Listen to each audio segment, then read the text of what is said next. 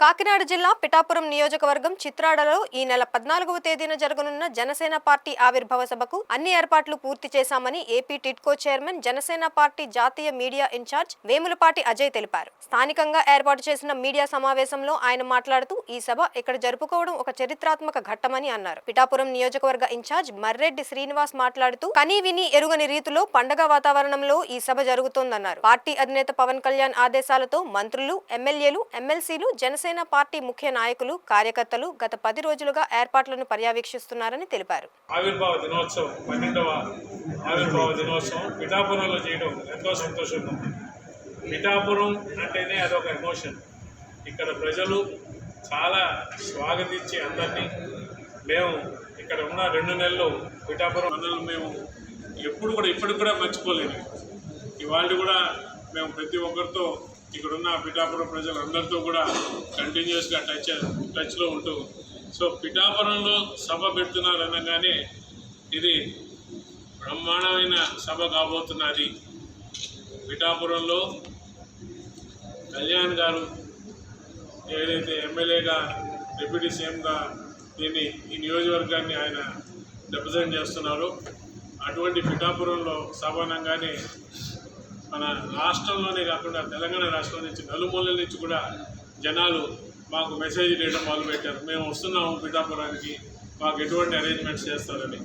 So ఇవాళ మీరు చూస్తున్నారు ఈ సభకి చాలా మనం వేగవంతంగా అన్ని సన్నాహాలు జరుగుతున్నాయి.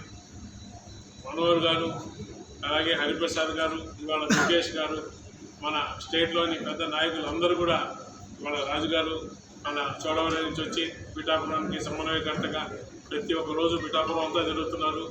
అలాగే మన రాష్ట్రం అంతా కూడా మన రాష్ట్ర నాయకులు అన్ని దగ్గరలా తిరుగుతూ ఈ సభని మనం ఒక విజయోత్సవ సభగా, ఒక పండుగ వాతావరణంలో, మంచి వాతావరణంలో జరుపుకోవాలా అని చెప్పి ఆ ఉత్సాహం అనేది చాలా కనిపిస్తున్నది. ఎక్కడ పోయినా కూడా ఈ సభ గురించే మాట్లాడుతున్నారు. పిఠాపురం 14వ తేదీ మేమందరం వస్తున్నాము అని చెప్పే ఒక మెసేజ్ నిజంగా ఎలక్షన్ తర్వాత ఇంత రెవల్యూషన్ అంటాము పార్టీలో, అది ఈ సభకు మళ్ళీ కనిపిస్తున్నది. అటువంటి ఈ సభని పిఠాపురంలో పెద్ద మళ్ళీ కూడా ఒక బ్రహ్మాండమైన సభగా, అంటే మన ఆంధ్ర రాష్ట్ర చరిత్రలో మచిలీపట్నం సభ ఒక అటువంటి సభ జరిగింది. ఒక్కసారి 2 సార్లు అని చెప్పారు. అటువంటి సభని తలపించే విధంగా దానికన్నా ఇంకా ఎక్కువ సంఖ్యలో రాబోతున్నారని చెప్పి మేము ఎక్స్పెక్ట్ చేస్తున్నాం.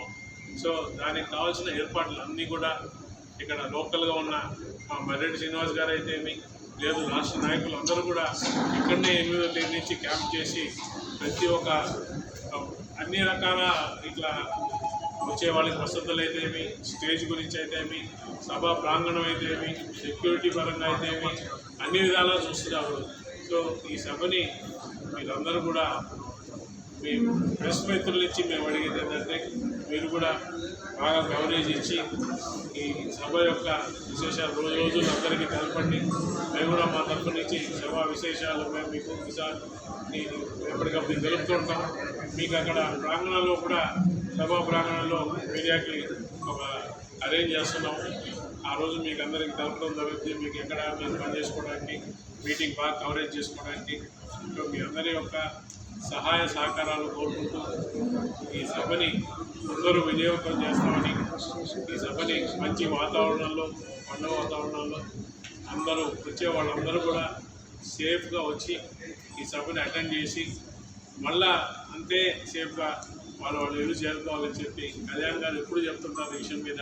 వచ్చే వాళ్ళందరినీ కూడా మీరు రాండి, సభను ఎంజాయ్ చేయండి, మళ్ళీ నెమ్మదిగా ఇళ్ళకి చేరుకోండి అని చెప్పి దాన్ని మరొకసారి గుర్తు చేస్తూ మీ అందరూ కూడా మళ్ళీ ఇక్కడికి వచ్చిన దానికి ఒకసారి ధన్యవాదాలు చెప్పుకుంటూ, అదేవిధంగా మన ఎమ్మెల్సీ హరిప్రసాద్ గారు, ఈరోజు మన మంత్రివర్యులైనటువంటి దుర్గేష్ గారు, అనేక మంది శాసనసభ్యులు రాష్ట్ర వ్యాప్తంగా ఉన్నటువంటి జనసేన పార్టీ రాష్ట్ర శాసనంలో 21 మంది కూడా 20 మంది చాలామంది మెజారిటీ అంతా ఇక్కడ హాజరయ్యారు.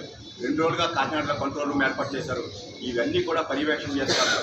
ఇటువంటి అద్భుతమైన ఈ సభకి మన పిఠాపురం వాసులందరూ కూడా మేము మనపూర్వకంగా ఆహ్వానిస్తున్నాం. మీ ద్వారా వచ్చి ఈ మీటింగ్ని అఖండమైనటువంటి సభగా జరపాలని చరిత్రలో మిగిలిపోయే సభగా ఈ పిఠాపురం ఆవిర్భావ సభ జరగాలని మనఃపూర్వకంగా కోరుకుంటూ సెలవు తీసుకుంటున్నాను.